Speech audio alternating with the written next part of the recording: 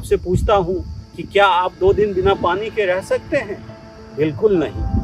तो फिर आप किस दिन का इंतजार कर रहे हैं जब हमारा भूजल समाप्त हो जाएगा, नदियाँ सूख जाएंगी और पानी के अभाव में तराही तराही कर आपका या आपके आने वाले संतान का जीवन समाप्त हो जाएगा। धरती के 2/3 हिस्से में जल भरा है। हमारे शरीर का 2/3 हिस्सा भी जल से बना है। जल ही जीवन है, जल से ही जीवन है। लेकिन धरती पर मौजूद अथाह जल राशि का 1% से भी कम पानी मनुष्य के लिए उपयोगी है। ये जानते हुए व समझते हुए भी हम सबसे ज्यादा बेकदरी जल की ही करते हैं।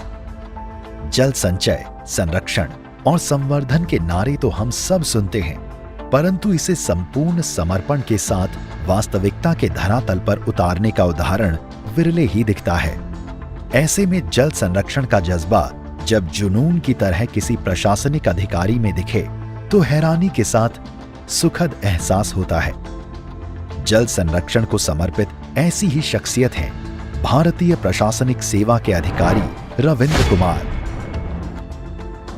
गंगा नदी लगभग 50 करोड़ भारतीयों को जल और जीवन प्रदान करती है और हिमालय गंगा का स्रोत है। इसलिए अगर गंगा के स्रोत यानी हिमालय के सबसे ऊंचे शिखर से जल संरक्षण की अपील की जाए तो वह बहुत प्रभावी होगी। इसी सोच के तहत भारत सरकार में पेयजल और स्वच्छता मंत्रालय में तैनाती के दौरान मैंने गंगा जल के साथ एवरेस्ट की चढ़ाई की और एवरेस्ट के शिखर से गंगा जल अर्पित कर वहां से जल संरक्षण की अपील की। विश्व की सबसे ऊंची चोटी माउंट एवरेस्ट पर दोबारा चढ़कर वहां से जल संरक्षण का संदेश दे चुके रविंद्र कुमार इन दिनों उत्तर प्रदेश के झांसी जिले में जल संरक्षण की मुहिम को धार दे रहे हैं। रविंद्र झांसी के डीएम हैं। बिहार के बाढ़ क्षेत्र में पालन पोषण होने व सालों तक अथाह समंदर में जीवन बिताने के बावजूद भी रविंद्र ने बुंदेलखंड के इस क्षेत्र में पानी की कमी और अहमियत को बेहतर ढंग से समझा है। वीर बुंदेलों की धरती झांसी पानी की कमी की समस्या से सदियों से जूझ रही है। बुंदेलखंड का ये इलाका कम बारिश के लिए जाना जाता है। ऐसे में रविंद्र कुमार को झांसी की कमानी संभालते ही समझ में आ गया था कि वर्षा जल संचयन तथा भूभर्ग जल संवर्धन से ही यहाँ की तस्वीर बदल सकती है। रविंद्र कुमार ने वर्षा जल संचयन व भूजल स्तर सुधारने के लिए कई कदम उठाए। सबसे पहले केंद्र सरकार की मनरेगा व अमृत सरोवर योजना के अंतर्गत बड़े पैमाने पर तालाबों के पुनर्जीवन का अभियान चलाया। कुछ ही महीने में तस्वीर बदल चुकी है। तालाब साफ हैं और मॉनसून के बाद पानी से लबालब भरे हैं। झांसी की ढलानदार जमीन में बनवाए गए चेक डैम में वर्षा जल रुकी है।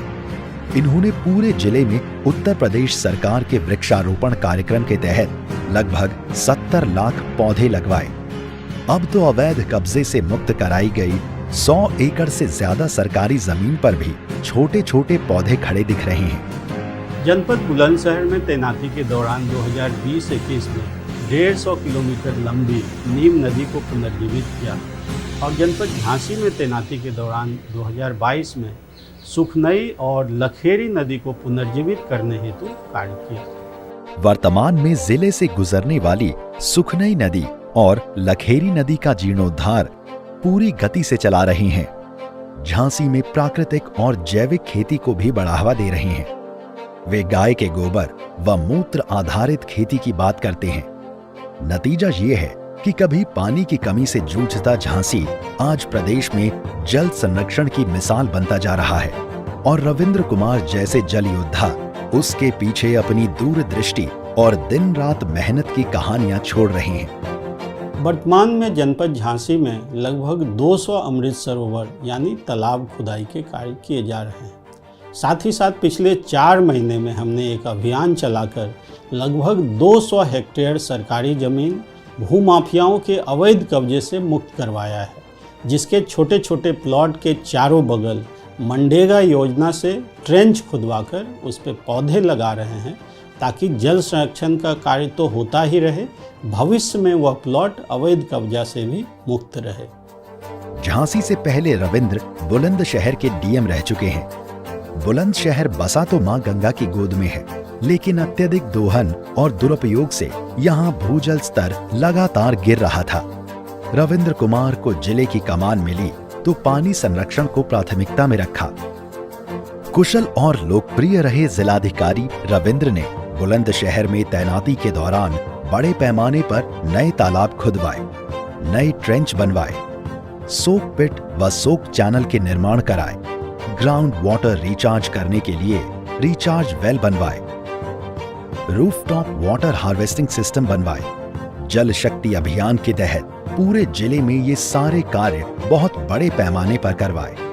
यहाँ एक तरफ वर्षा जल संचयन के लिए कुएं तालाब खोदे गए, चेक डैम बनाए गए, सोक पिट सोक चैनल बनाए गए, वहीं दूसरी तरफ ग्राउंड वाटर रिचार्ज के लिए रूफटॉप वाटर हार्वेस्टिंग सिस्टम बनाए गए और ground water recharge borewell system बनाए गए। जन शक्ति अभियान के बारे में लोगों को प्रेरित और जागरूक करने में भी कोई कसर नहीं छोड़ी।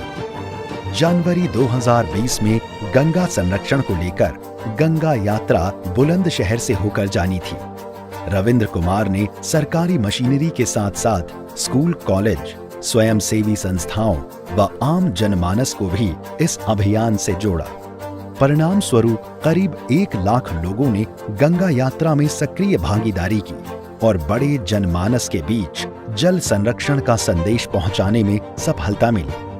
इतना ही नहीं, इन्होंने बुलंदशहर से गुजरने वाली नीम नदी के पुनर्जीवन अभियान को भी गति दी। जिले के कई विभागों और जन भागीदारी से नीम नदी का जीर्णोद्धार कर पुनर्जीवित किया। जल संरक्षण को लेकर बुलंदशहर जनपद अब ज्यादा जागरूक है। जल संरक्षण हमारी संस्कृति और परंपरा का हिस्सा रहा है। रविंद्र कुमार जैसे जल योद्धा हमें इसकी याद दिला रहे हैं। रविंद्र कुमार का जल संरक्षण को लेकर बहुत ही सीधा संदेश है। हमारे शरीर का 2/3 हिस्सा जल है। जल के बिना जीवन की कल्पना भी नहीं की जा सकती। आइए हम सब धरती पर जीवन की निरंतरता को बनाए रखने के लिए जल बचाना शुरू करें।